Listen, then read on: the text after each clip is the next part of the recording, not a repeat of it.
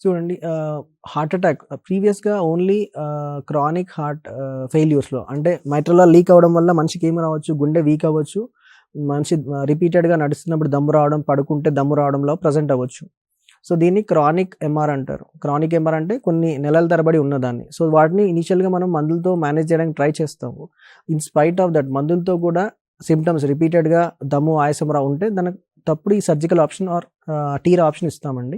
కొన్ని సిట్యుయేషన్స్‌లో మనకు టైం ఉండకపోవచ్చు. లైక్ మేజర్ హార్ట్ అటాక్స్ వచ్చినప్పుడు అక్యూట్ ఎంఆర్ అంటారు. అక్యూట్ సివియర్ ఎంఆర్ అంటే హార్ట్ అటాక్‌తో ఆ వాల్వ్ ఇమ్మీడియేట్‌గా దెబ్బతిని ఆర్ హార్ట్ వీక్ అయ్యి వాల్వ్ లీక్ అవ్వచ్చు.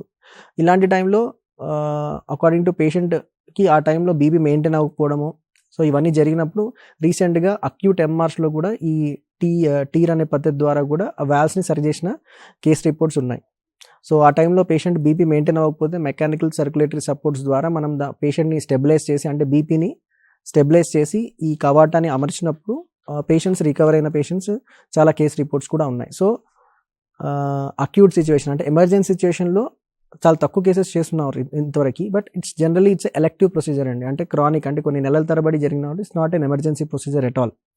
ఓన్లీ ఎమర్జెన్సీ ఎప్పుడవుతుంది? ఎమర్జెన్సీ మేజర్ హార్ట్ అటాక్‌లో rupture of the mitral valve prolapse rupture అయినప్పుడు అలాంటి సిట్యుయేషన్‌లో మాత్రమే మనం ఎమర్జెన్సీగా పేషెంట్ బీపీ మెయింటైన్ చేయనప్పుడు మాత్రమే మనము ఈ టీర్ పద్ధతి ద్వారా చేయాల్సి ఉంటుంది.